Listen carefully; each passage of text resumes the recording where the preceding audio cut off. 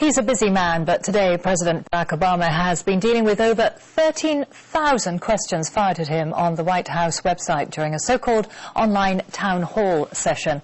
The crisis featured prominently, but curiously, the most popular question was a demand for marijuana to be legalized as a way of coping with the downturn.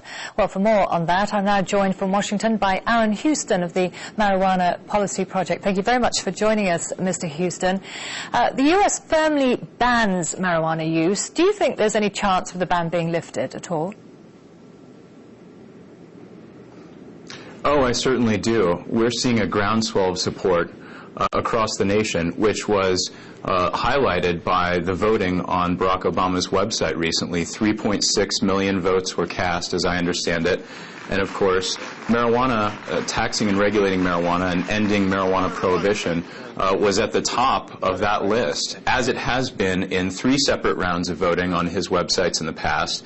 Marijuana legalization in some form has topped those voting rounds. As well as a lot of discussion in this city, in Washington right now, about legalizing marijuana so that we would take away the huge profits of the Mexican drug cartels, which are threatening the stability of Mexico and threatening the United States at our southern border. 70%, 60 to 70% of the cartel's profits come from marijuana sales in the United States. If we were to tax and regulate marijuana like alcohol, then we would take away those 60 to 70% profits of the cartels and actually get some handle on this issue, keep it out of kids' hands, and regulate it like alcohol so that we have a safer system of regulation that actually controls it. Right now, the problem is so out of hand because of our policies. Well, President Obama has confessed that he smoked dope himself before. Why is he so opposed to it now, do you think?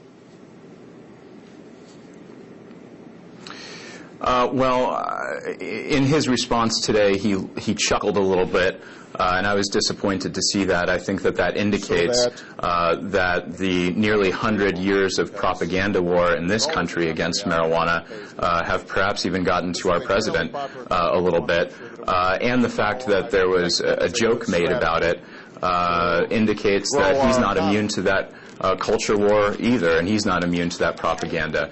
We see this as a joke.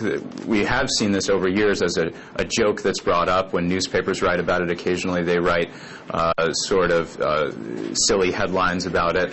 But I will say that now that the Mexican drug cartels are threatening our country, and now that our economy is in such dire straits, people are actually starting to talk about this issue in a much more serious way. It's no laughing matter that the drug cartels in Mexico get 70% of their profits from marijuana sales, and it's also no laughing matter that we would generate between around $14 to $40 billion in revenue and savings per year if we were to tax and regulate marijuana. What's also no laughing matter is that our current marijuana laws have simply not worked.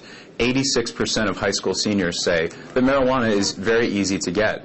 That is simply no laughing matter. That is a serious problem that needs addressing. Okay, well, you talk about greater revenue, that the profits could be taxed and so forth, but how could legalizing marijuana help the U.S. in the global crisis? Surely this is a time when people need to be at their most alert. If you could answer very briefly, please. Thank you. Well, people need to be alert, but using marijuana, which is less harmful than alcohol, will make them no less alert than they are now.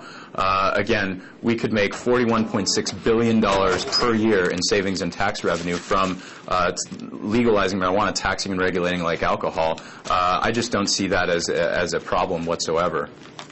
Okay, well, thank you very much. That was Aaron Houston there, Director of Government Relations at the Marijuana Policy Project.